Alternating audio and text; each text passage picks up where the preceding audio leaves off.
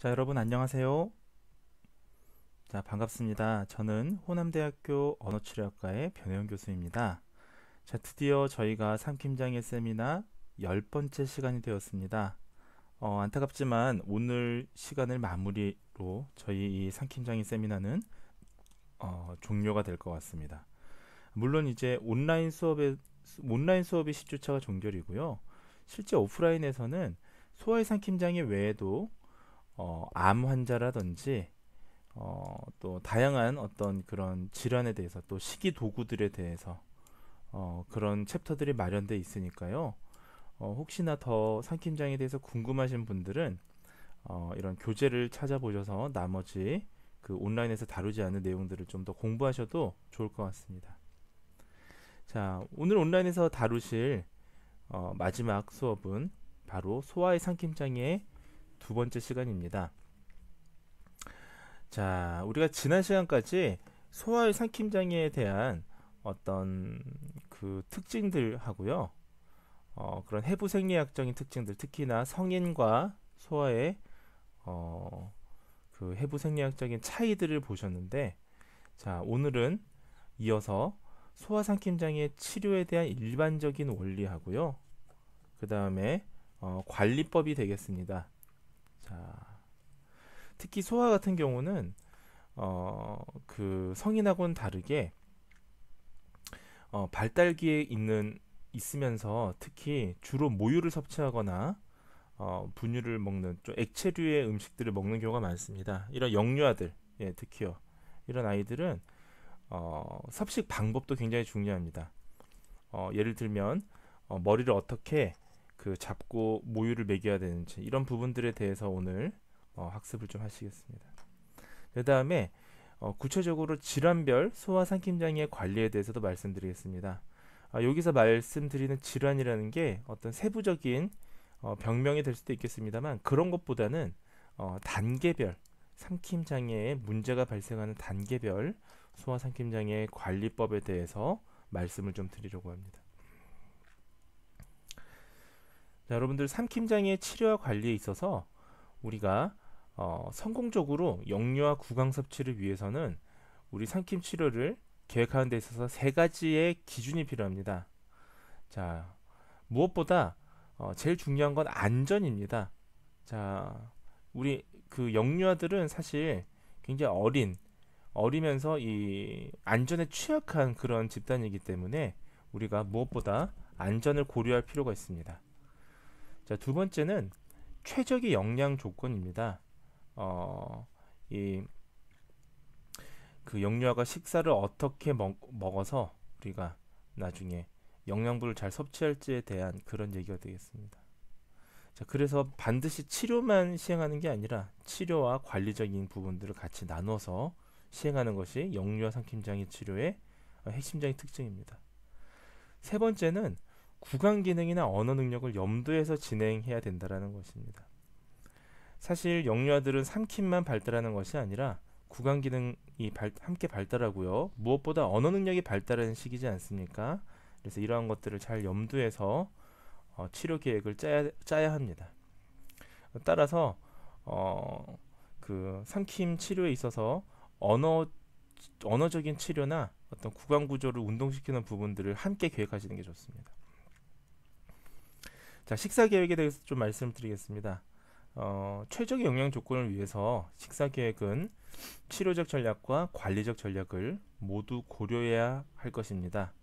자, 치료적 전략이란 무엇이냐면요. 자, 기능의 손상에 기초가 되는 문제와 상태를 개선하는 것을 목표로 할 때 우리는 치료적 전략이라고 합니다. 자, 예를 들면 과도한 턱의 움직임으로 비효율적 빨기, 예, 우리가 그 이 실제로 영양분은 잘 그 들어오지 못하면서 계속 빨기가 나타나는 경우들이 있습니다. 여러 차례 움직이는 이런 경우가 나타난다면 구강 운동 기술을 통해서 치료를 제공해 줘야 됩니다. 그러니까 비효율적 빨개가 아니라 효율적으로 영양 빨개가 될 수 있도록 턱의 움직임을 변화시킨다든지 하는 이런 것들을 우리는 치료라고 하죠. 자, 반대로 관리적 전략이란 무엇이냐면요. 자, 원인이 치료 기술과 동시에 사용해서 수정될 수 없을 때 우리는 관리적인 전략을 사용한다라고 제한될 수 있습니다. 자, 뭐냐 하면 삼킴 재활 이후에도 흡인이 계속됩니다. 자, 이런 경우는 어떻게 하겠습니까? 저희가 저희 재활과학도들은 재활치료사들은 사실 우리가 뭐 마술사도 아니고요. 외과적인 치료를 하는 사람들이 아니기 때문에 삼킴 재활 이후에도 흡인이 지속된다면 저희가 해줄 수 있는 건 그때부터는 치료가 아니라 관리적인 부분들이에요. 그래서 예를 들면 위절제관을 통해서 영양을 공급하는 것입니다. 자, 이때는 이런 비위관, 위절제관 이런 관을 통해서 식사를 이제 제공하기 때문에 그때부터는 좀 관리 안전하게 이제 이런 영양을 잘 섭취할 수 있도록 치료사는 도와줘야 되는 것이죠. 자, 그래서 치료적 전략과 관리적 전략이 있다라는 거 우리가 함께 아셔야 될 것 같습니다. 자, 치료 전 준비 사항입니다. 자, 이거는 뭐 간단하게 보시면 되는데요. 환경적인 부분들 또 부모나 보호자의 준비 사항들이 있는데요. 대표적으로 환경적인 준비 사항이라는 것은 우리 영유아들이 시각 자극이나 빛이나 소리나 온도 등의 외부 환경의 자극에 영향을 받고 있는지 이런 것들을 확인하는 것입니다. 그래서 예를 들면 따뜻한 담요로 체온을 좀 조절한다든지 이런 것들이 조명이나 소음을 조절한다든지 이런 것들이 영유아들이 안전하게 또 편안하게 삼킴을 할 수 있는 어떤 최적의 환경들이거든요. 그런 것들을 확인합니다. 자, 상태 조절도 있습니다. 자, 이거는 삼킴장애 환자들에게 거의 공통적으로 적용되는 부분인데요. 특히나 영유아들 같은 경우는 각성 상태가 명료해야 됩니다. 명료해야 됩니다. 네. 제가 뇌 손상 환자들은 드라우지 상태에서도 사실은 좀 치료를 진행할 수 있다고 말씀을 드렸던 이유는 워낙 이 삼킴이라는 기능이 굉장히 생명과 직결되기 때문에 최대한 빨리 시행하기 위해서인데요. 영유아도 마찬가지입니다. 영유아는 의식이 조금 더 명료한 상태에서 사실은 치료를 진행해야 되는데 왜냐하면 자기 조절 능력이 더 없거든요. 자, 그럼에도 불구하고 최소한 옅은 잠과 졸린 상태, 이게 드라우지잖아요. 약간의 드라우지 상태에 대해서도 있을 때도 중재를 시작해야 된다라는 부분입니다. 자, 그래서 청각이나 촉각, 온도 자극을 통해서 집중력을 유도해야 돼요. 드라우지인 상태에서는 조금 더 집중력을 유도시켜서 우리가 자기 관리를 더 할 수 있도록 해줘야 됩니다. 자, 그리고 영유아인 경우에는 성인하고 다른 게 안정감을 제공해야 됩니다. 아까도 말씀드렸다시피 영유아들은 자기 관리 능력이 성인과는 또 다르죠. 더 저하되어 있습니다. 그래서 유아는 쉽게 놀라고 또 잘 울기 때문에 상태의 안정이 필요한 그런 대상입니다. 따라서 지금 이 그림 보이시죠? 그림처럼 이렇게 담요를 통해서 따뜻한 담요를 통해서 감싸주고 덮어줘서 근긴장도를 저하시켜야 됩니다. 자, 담요를 덮으면 체온이 따뜻하게 느껴지기 때문에 더 긴장이 이완되거든요. 자, 그러한 상태에서 안정감을 제공하고 섭식이 시작을 돼야 조금 더 편한 상태에서 안전한 최적의 영양 공급이 된다라는 걸 우리가 명심해야 될 것 같습니다. 자, 그 다음에 근긴장도를 정상화시켜야 됩니다. 우리가 안정선을 증진시키는 자세가 몇 가지 있는데 이것은 꼭 삼킴장애 영유아가 아니더라도요. 일반적인 아주 영아들을 우리가 모유를 섭식할 때 부모님들이 이러한 자세로 하는 게 훨씬 좋습니다. 그래서 이런 걸 좀 알아두시면 여러분들이 나중에 영유아를 대상으로 모유 섭식을 할 때에도 도움이 될 것 같습니다. 자, 그래서 안정성을 증진시키는 자세 어떤 것들이 있느냐 살펴보시면요. 체간에 대해서 자연스러운 골반 배열, 이렇게 자연스럽게 앉혀놓는 자세. 자, 아니면 고관절을 90도로 굴곡시키고 슬관절을 90도로 굴곡시키는 자세. 뒤에서 좀 자세히 말씀드릴게요. 그 다음에 머리를 약간 굴곡시키는 자세. 그리고 머리하고 목, 어깨가 중립된 위치에 배열되어 있는 자세들이 실제 근긴장도를 좀 정상화시키고 안정을 좀 정상화시키는 자세라고 합니다. 자, 하나씩 한번 살펴보시겠습니다. 자, 먼저 구간 근긴장도를 정상화시키는 방법입니다. 자, 긴장이 너무 안 돼 있는 경우를 우리가 저긴장증이라고 하는데요. 긴장이 너무 안 돼 있으면, 이완돼 있으면, 자, 구강암명의 저긴장증이 입술이 벌어지고 침을 흘리면서 많은 음식을 손실을 초래합니다. 그러니까 이 구강 준비 단계에 구강 압력이 어느 정도 입술이나 혀나 턱의 긴장을 통해서 이것이 딱 압력이 형성되어야 되는데 그렇지 못하고 이것이 이완돼 있으면, 저긴장돼 있으면 이러한 것들이 음식물이 삐져나오게 되죠. 자, 이렇게 되면 입술 물기가 부적절해서 공기를 섭취하게 됩니다. 네, 그래서 보상 전략을 통해서 자세도 변형시켜 줘야 되고요. 가볍게 두드리기나 손가락을 이용한 진동 자극을 주는 방법으로 근긴장도를 증진시켜야 됩니다. 그래서 저긴장성 혀 같은 경우는 진동 자극이나 막대 사탕을 이용해서 감각 입력을 증진시켜야 되는데, 아래 그림 5-5를 보시면 이렇게 진동 자극을 제공하거나요, 아니면 혀에 이런 사탕이지만 실제로 이렇게 그 기구가 있습니다. 혀에 자극을 주는 그 시중에 시판되고 있는데요. 그런 어떤 그 도구를 통해서 혀에 자극을 줘야 될 것 같습니다. 사실 그 오프라인 수업에서는 그 이제 그 각종 도구들에 대해서도 배우게 되는데 그때 이제 간략하게 설명을 드릴 수가 있는데, 이런 것들 시판돼 있으니까 여러분들도 한번 찾아보시면 좋을 것 같습니다. 자, 반대로 과긴장증, 긴장이 너무 심한 경우에는 어떻게 하느냐면요. 자, 경직성 뇌성마비 환자의 암 같은 경우는 대표적인 과긴장증 환자입니다. 그러니까 소아에서 우리가 과긴장증을 어디서 찾아볼 수 있냐면, 그 뇌성마비의 많은 수를 차지하고 있는 경직성 뇌성마비 아이들이죠. 자, 과긴장증이 나타나다 보니까 환아의 자세 배열이라든지 안정성이 구강운동 기능의 증진에 도움이 됩니다. 자, 그래서 구강암면 과긴장 증상들이 무엇이 있느냐? 자, 먼저 긴장성 깨물기가 있습니다. 자, 치아를 꽉 다문 상태에서 계속 닫혀진 상태로 있다면 이거는 이 영아가 과긴장 상태에 있다라고 우리가 간주할 수 있는 것입니다. 그 다음에 혀를 내밀었는데 입술 밖으로 혀가 끝까지 뻗어 있다면, 그러면서 음식이나 액체를 흘린다면 이것은 과긴장의 대표적인 증상입니다. 그다음 입술의 뒤당김, 이런 것들은 구강암면 과긴장의 대표적인 증상들이니까 우리가 이런 증상이 나타났을 때는 과긴장증을 치료할 수 있는 그런 전략을 세워야 할 것입니다. 자, 아까 제가 자세 조절이 중요하다고 말씀을 드렸는데 그 뒤에서 설명한다고 했던 부분이 이 부분입니다. 우리가 근긴장도가 이상되어 있는, 아까 과긴장이 되던 저긴장이 되던 이런 둘 다 근긴장도가 이상되어 있다, 문제가 있다라고 얘기할 수 있는데요.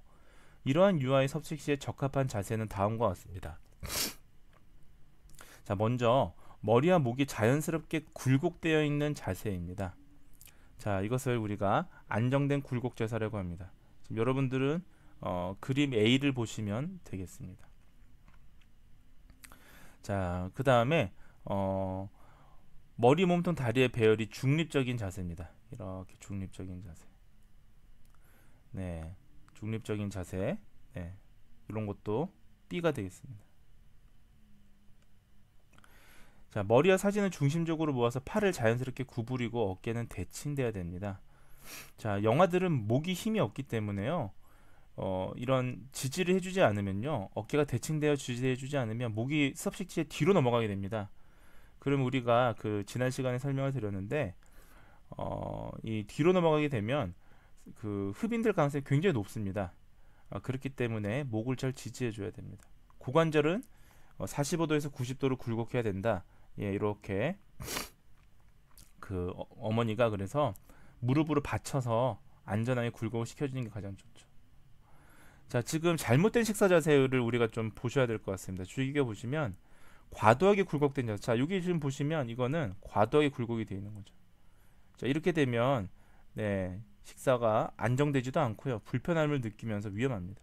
과도하게 신전된 자세. 이게 제일 위험하죠. 네, 이런 자세는 이거는 흡인의 아주 위험 자세, 흡인 자세입니다. 흡인 자세. 네. 많은 부모님들이 의외로 그 아이를 처음 가질 때 그 모유 섭식이나 분유 섭식을 할 때요. 이런 부분들에 대해서 좀 잘 교육이 안 되시면 이렇게 위험한 자세를 하시는 경우들도 있습니다. 그러니까 우리가 그렇지 않도록 이렇게 영유아 같은 경우는 자세 조절이 굉장히 중요하다라는 걸 반드시 이해하셔야 될 것 같습니다. 자, 또 다른 자세가 있습니다. 눈 맞춤 자세라는 건데요. 자, 이거는 어떤 게 특징이냐면 유아와 눈을 맞춘 상태에서 식사를 제공하는 방법입니다. 자, 이 방법은 상당히 우리가 사람과 사람이 눈을 마주하면요 굉장히 안정감을 느끼게 됐는데, 특히나 자세 자체도 안정성과 배열을 제공하고 정중앙으로의 협응을 증진시킬 수 있다는 게 이 눈맞춤 자세의 장점이 되겠습니다. 머리도 다양히 조절 가능하고요. 자, 유아는 작다면 체간을 받쳐주기보다는 직립 자세로 이렇게 눈맞춤 자세를 하는 게 더 좋습니다. 무엇보다 자, 뭐가 장점이냐? 수유자가 양손을 자유롭게 사용할 수 있다는 장점이 있죠. 자, 이렇게 지금 다리 사이에 받쳐놓는 게 지금 네, 눈 맞춤 자세예요. 지금 보시다시피 눈이 서로 마주하고 있죠. 그러다 보니까 지금 보십시오. 양팔을 다 지금 쓸 수 있지 않습니까? 이것이 수유자 입장에서, 어머니 입장에서 굉장히 아주 유용한 자세입니다. 다만 이것이 이제 뭐가 문제냐? 수유자의 무릎 위쪽으로 머리가 신전되지 않도록 주의를 해야 된다는 겁니다. 자, 지금 만약에 두 손을 가지고 자유롭게 받치고 있다면, 다리로만 받치고 있다면 이 부분인데요. 아이가 목이 신전, 이 방향으로 툭 떨어져 버리는 걸 신전이라고 합니다. 자, 아이는 목 근육이 아직 덜 발달되어 있기 때문에 잘 받쳐주지 못하면 목이 뒤로 젖혀지는 신전되는 현상이 생길 수 있는데, 그렇게 되면 네, 흡인이 발생하는 거죠. 그러니까 조심하셔야 됩니다. 그리고 이거는 나이 든 아이동에게는 적용하지 않습니다. 네, 나이 든 아이들에게 받칠 수조차 없으니까 우리가 아주 어린 영유아의 경우에는 이런 눈 맞춤 자세를 사용하기도 한다라고 우리가 이해하시면 좋겠습니다.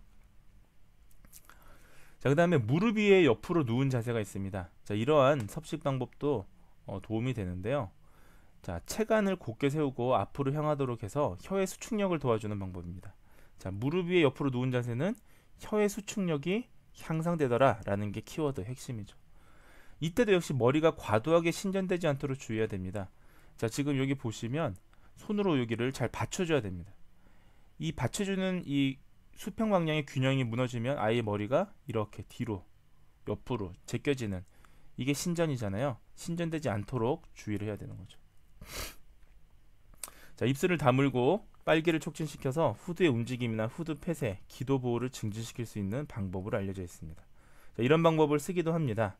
자, 그러니까 여러분들이 상킴장의 영유아를 보게 되면 이런 부분들에 대한 부모 교육이 굉장히 중요한 겁니다. 그래서 부모님들을 이런 그 섭식 방법을 잘 교육시켜야 될 필요가 있습니다. 그다음에 의자를 이용한 자세 조절도 있고요. 이거는 한번 여러분들이 교재를 참고하시기 바라고요. 턱 지지도 있습니다. 자, 화나가 먹고 마시는 동안에 독립적인 입 다물기를 위해서 안정성을 얻을 수 있도록 도와주는 것입니다. 턱을. 자, 치료사는 이때 손가락을 이용해서 턱 아래 주변과 머리를 지지해 줍니다. 자, 우리 손가락에 평평한 면 있잖아요. 그걸 가지고 지지해 주는데 자세는 다양합니다. 보시다시피 네, 한 손가락으로 지지할 수도 있고요. 두 손가락으로 지지하거나 네, 이건 세 손가락으로 이 V라인을 만들어 지지하는 방법. 네, 나머지 전체적인 손가락을 이용해서 하는 방법 등 다양한 손 자세가 있으니까요. 여러분들이 이 매뉴얼을 보시고 필요하다면 실제로 지지도 해주시고, 그다음에 부모님들에게도 교육시킬 필요가 있습니다. 자, 머리의 자세 잡기가 있습니다. 자, 가장 좋은 자세는 어깨와 머리가 잘 배열되어 있고 턱끝을 잡아당긴 자세입니다. 자, 목 뒤에서 턱과 함께 팔을 이용해서 지지해 줍니다. 지금 보시다시피 지금 아버지도 그렇고 어머니도 그렇고 나와 있는데요. 이렇게 지금 턱을 이렇게 지지해 주고 있죠. 어머니 아버지가 자, 그래서 이렇게 받쳐주고 있습니다. 자, 머리를 약간 앞으로 굴고 간 자세는 살에 걸릴 가능성을 줄여줍니다. 네. 왜냐하면 머리를 앞으로 굴고 간다라는 거는 이렇게 낮춘다는 거는 자, 후두와의 거리가 좁혀진다는 거잖아요. 그러니까 기도 폐쇄가 훨씬 더 잘 되겠죠. 자, 왜냐하면 우리가 삼킬 때 후두가 올라오는 건 후두와의 거리를 좁히는 거잖아요. 그래서 이걸 반대로 목을 내린다는 건 후두가 올라가는 거와 똑같은 작용입니다. 자, 그래서 그렇게 시행을 해주시면 됩니다. 특이한 게 이 그림에서는 또 아버지도 이렇게 나오시네요. 우리가 어머니 교육만 시킬 게 아니라 아버지 교육도 굉장히 중요합니다. 우리가 집안에서 아버님은 거의 뭐 가구와 같은 존재로 지금 인식이 되고 있는데요. 액세서리 같은 존재인데 그렇지 않습니다. 우리 아버님들도 이런 적극적으로 치료에 대해서 배우시고 또 참여하시면 우리 가족의 일원이 될 수가 있죠. 자, 이런 것들 아주 좋은 그림의 예라고 보여집니다. 자, 그 다음에 감각 자극입니다. 감각 자극은 구역 반사를 확인하고 깨물개 반사를 줄이고 그다음 씹는 근육을 강화시키고 이제 점차 고체 음식을 씹게 도와주고요. 자, 그 다음에 의지적으로 삼키기 어려운 환자들은 영양 공급을 위해서 빨기 반사를 이용한다라는 것들이 핵심인데요. 자, 하나씩 살펴보시죠. 구역 반사를 확인하기 위해서 목젖이나 후구개할 부위를 후두경으로 빠르게 누릅니다. 자, 우리 성인들도 숙취가 심할 때 우리가 구토를 하기 위해서 그 혀 뒷부분, 혀뿌리를 쭉 누르잖아요. 손가락 2개로. 예, 그렇게 하면 구역 반사가 생기거든요. 예, 이런 감각 자극이 있는지를 보기 위해서 아이들도 하는 겁니다. 그다음에 깨물개 반사를 줄이기 위해서 치아나 잇몸 볼에 자극을 최소화합니다. 혹시나 이런 자극하면 이게 깨물어 버리는 그 반사를 깨물개 반사라고 하는데 도중에 깨물개 반사가 나타나면 기다려줘야 됩니다. 네. 그다음에 측두 하악 관절에 압력을 주면 깨물개 반사가 조금 줄어들게 되죠. 씹는 근육을 강화시키기 위해서 진동기, 바이브레이터로 자극을 해주는 게 하는 방법을 많이 쓰고 있습니다. 자, 이러한 내용들에 대해서 한번 쭉 읽어보시고요. 자, 구강 감각의 민감도를 우린 치료 계획으로 짜야 될 필요가 있습니다. 자, 만약 구강 감각이 너무 떨어져 있는 아이들 같은 경우는 감각에 대한 민감도를 확립하기 위해서 구강 감각의 민감도 치료가 시행돼야 되고요. 또 다른 치료 목표는 구강에서 자가 탐색 기능을 촉진하는 것이 하나의 치료 목표가 되겠습니다. 그래서 치료 원칙은요, 자극을 억지로 빠르게 밀어넣지 않고 천천히 움직여줘야 이 자극의 민감도가 향상이 됩니다. 환아가 흥미를 느낄 수 있도록 접촉을 시행하고요. 무엇보다 이 구강 안에 어떤 이물질을 넣는다면 우리가 위생적이고 안전하게 시행이 돼야 됩니다. 좁은 면적보다 넓은 면으로 접촉을 하면서 이런 감각을 재활시킵니다. 자, 자극을 제공할 때 아셔야 될 기본 사항은 교재 258페이지를 참고하시면 될 것 같습니다. 자, 그러면 구강 감각 자극이 필요하다고 하는데 자, 어떤 자극이 필요하느냐? 자, 먼저 구강 탐색이라는 게 있습니다.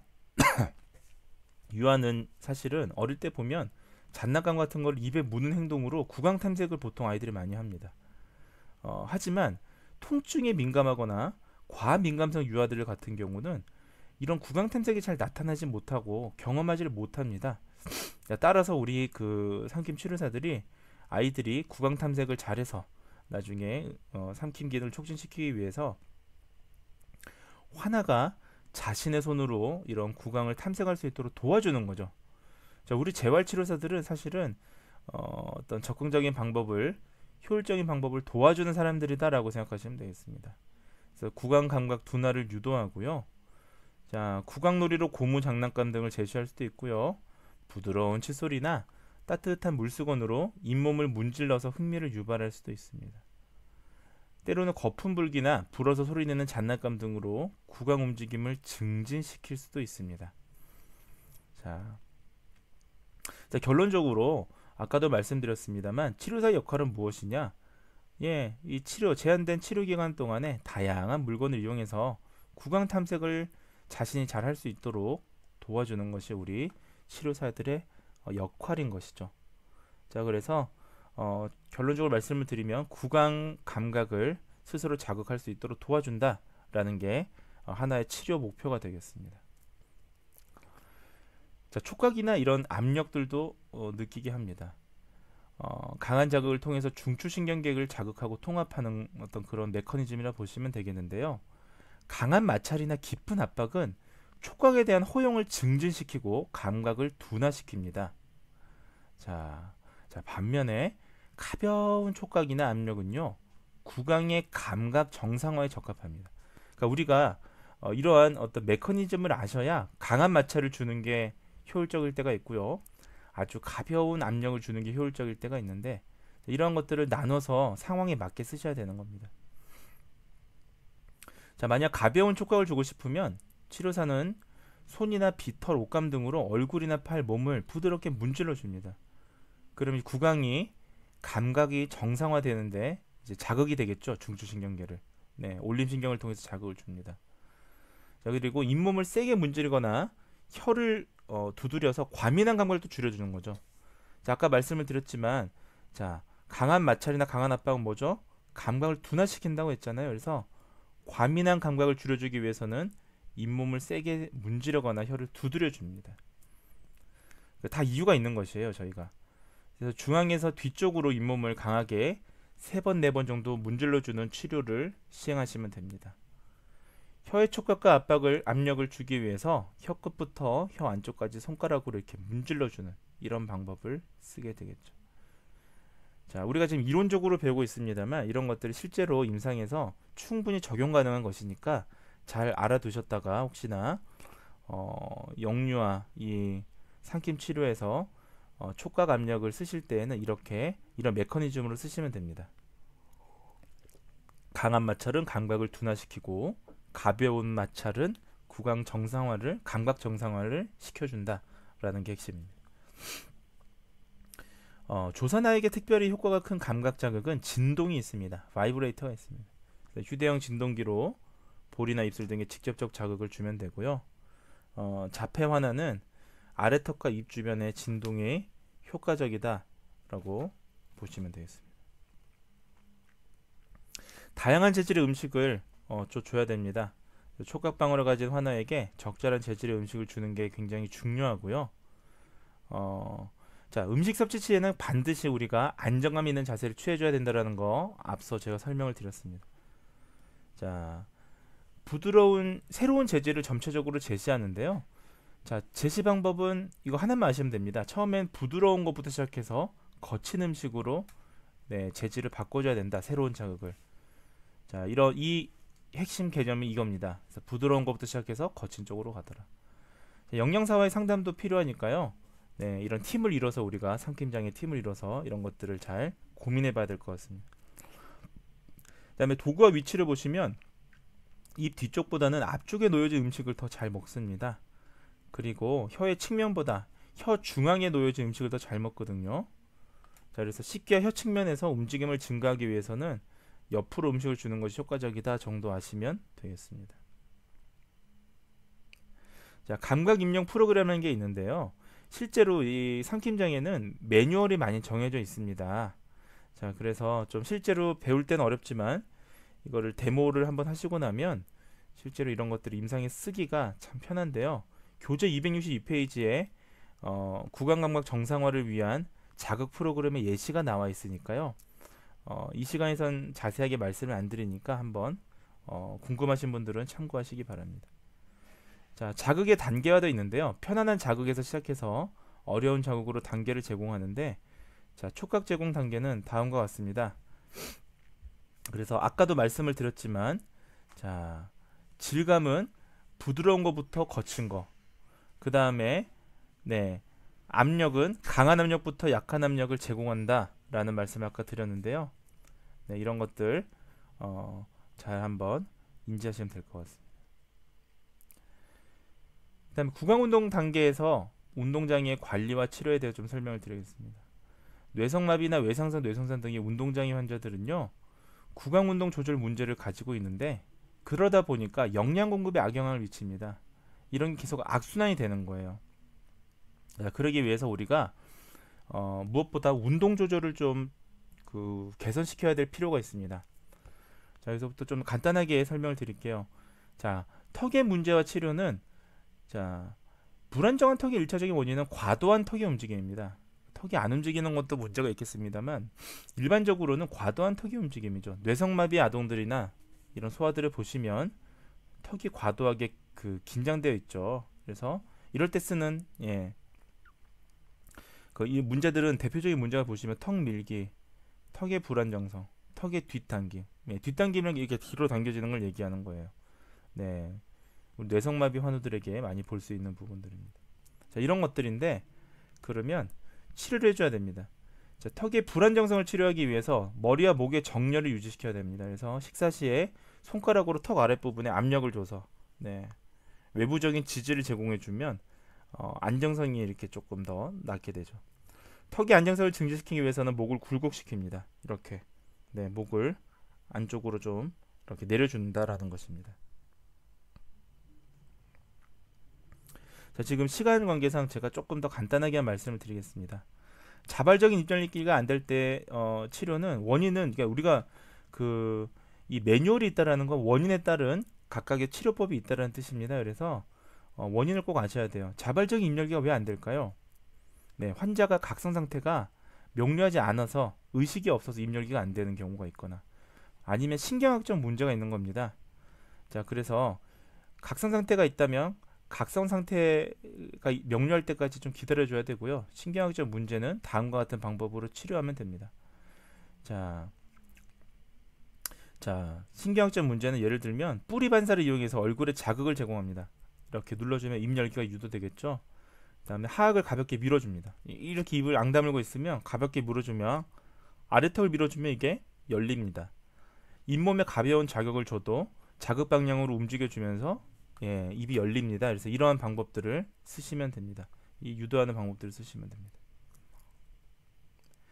입술과 볼의 문제와 치료는 우리가 신경학적 문제를 동반하는 경우에 볼과 입술에 근력약화가 발생되는데요. 근육의 긴장이 너무 높으면 입술에 뒷당김이 생기고, 입술을 움직이는 기술과 근력이 감소되면 볼이 저긴장됩니다. 그래서 입술 움직임을 촉진시키기 위한 치료 방법으로는 엄지와 검지손가락을 이용해서 입술에 압력을 주는 방법을 쓸 수가 있습니다. 그러니까 외부적인 지지를 제공해서 손가락으로 입술을 오므리도록 압력을 주는 이러한 방법들을 사용할 수가 있습니다. 저긴장된 볼의 치료 방법도 있습니다. 그래서 볼의 저긴장으로 윗입술 움직임이 감소된 경우에 손과 수건으로 얼굴을 움직여 줍니다. 그래서 그림 5-5를 보시면 볼의 긴장도를 촉진시키는 방법이 나와 있습니다. 그래서 따뜻한 천을 이용해서 이렇게 긴장된 볼에 살살살 압박을 제공하면 긴장이 이렇게 압박이 오거나 아니면 긴장이 줄어들거나 하는 그런 방법이 있습니다. 혀의 문제와 치료는 교재를 좀 참고하시면 되겠는데요. 267페이지에 혀의 뒷당김, 혀의 저긴장, 혀의 비대칭, 제한된 혀의 움직임에 대해서 어떻게 치료해줘야 될지에 대한 매뉴얼이 나와 있습니다. 그래서 궁금하신 분들은 책을 좀 참고하시면 좋을 것 같습니다. 하나씩 말씀을 드리면, 혀의 뒷당김에 대한 치료를 간단히 말씀을 드리면요. 자, 혀가 뒤로 이렇게 당겨진다는 건 어떤 문제를 초래하냐면, 젖꼭지와 혀 사이의 접촉이 감소되는 거예요. 대칭적으로 이걸 물어야 되는데 혀가 뒷당겨지니까 그럼 혀의 불필요한 움직임이 증가하게 되고요. 음식덩이 형성이나 삼킴의 어려움을 초래하게 됩니다. 그래서 따라서 치료 방법으로는 머리와 목의 정렬을 증진시키고요. 자세를 안정시키고 몸의 전체적인 과긴장 패턴을 정상화시키는 방법을 쓸 수가 있습니다. 혀의 중심부의 결여에 대한 치료는 삼킴 시작 시에 음식덩이를 좀 유지해서요. 이게 안 되면 삼킴이 지연되고요. 흡인이 증가되겠죠. 그래서 혀의 중앙에서 아래쪽으로 압력을 제공해서 음식덩이를 잘 유지할 수 있는 중심구를 만들 수 있도록 도와줘야 됩니다. 자, 혀끝 올림이 있다면 젖꼭지를 삽입하는 것 자체가 어려움이 생기는 거죠. 자, 이런 경우에는 두 가지 치료법이 있는데요. 자세 지지를 통해서 저긴장된 자세를 안정시키거나요. 자, 머리를 전방으로 살짝 이렇게 안쪽으로 굴곡시켜 주면서 머리와 목의 신경을 감소시키는 방법이 있습니다. 그러니까 머리를 이렇게 받쳐줘서, 네, 이게 손이고요. 이게 머리입니다. 이렇게 손으로 받쳐줘야 됩니다. 자, 혀의 움직임이나 촉진을 위해서 혀 아래 방향으로 압력을 주면서 혀 끝에 빠른 타격이나 진동을 제공하는 이러한 방법을 또 쓸 수가 있습니다. 자, 마지막으로 혀의 돌출에 대한 치료가 있습니다. 자, 저긴장으로 인해서 혀가 입 바깥쪽으로 내밀어져 있는 경우가 있습니다. 이렇게. 이런 경우는 빨기에 문제가 생기게 됩니다. 그래서 대표적인 치료 방법으로는 목을 굴곡시켜서 머리의 안정을 지지하고요. 혀의 중앙에 아래쪽으로 압력을 주는 방법을 사용할 수가 있습니다. 네 번째는 깨물기와 씹기 문제의 치료입니다. 그래서 과긴장성 환아들은요, 턱 내밀기나 이 악물기 등이 나타날 수 있는데요. 치료는 먼칭 패턴. 자, 우리가 먼칭 씹기 패턴은 우리가 지난 시간에 배웠지 않습니까? 자, 이거는 혀와 턱의 움직임 없이 그냥 상하로 이렇게 씹는 패턴을 먼칭 패턴이라고 합니다.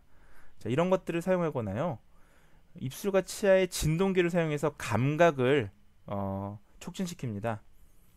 하지만 중요한 건 깨물기 반사가 있는 환아들은 진동기를 사용하면 어떻게 되겠습니까? 이 이빨을 자기도 모르게 안 깨무니까 위험합니다. 그래서 깨물기 반사가 있는 아이들은 입술과 치아 사이 진동기를 써서는 안 되겠습니다.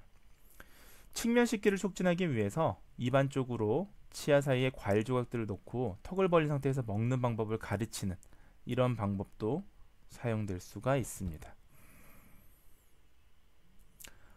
자, 그다음 인도 단계 관리와 치료에 대해서 간단하게만 좀 설명을 드리고 넘어가겠습니다. 사실 구개 문제, 영구개나 이런 구개에서 발생하는 문제는 쉽게 치료되기가 어렵습니다. 사실 시간이 굉장히 오래 걸리고요. 재활만으로는 어렵습니다. 자, 영구개 거상을 할 때 우리가 구개 훈련 기구를 사용해서 기능을 증진시키는 게 도움이 되는데요. 이러한 구개 훈련 기구는 그 오프라인 수업에서는 가장 마지막 주에 보조기구 때 좀 배우도록 하겠습니다. 자, 치료는요, 자, 집게 손가락을 이용해서 경구개에 강한 압박을 주거나요, 장난감 브러쉬가 있습니다. 이걸로 경구개를 자극시키거나 냉온 강박 자극을 영구개에 제공해서 촉각을 또 인지시키는, 네, 그런 방법들이 사용될 수가 있습니다. 자, 이런 지금 보시다시피 집게 손가락을 경구개에 압박을 주거나, 예, 영구개에 이런 냉온 자극을 주는 방법이 있습니다. 이때 혹시라도 깨물기 반사가 있으면 절대 손가락을 넣으시면 안 되겠습니다. 네.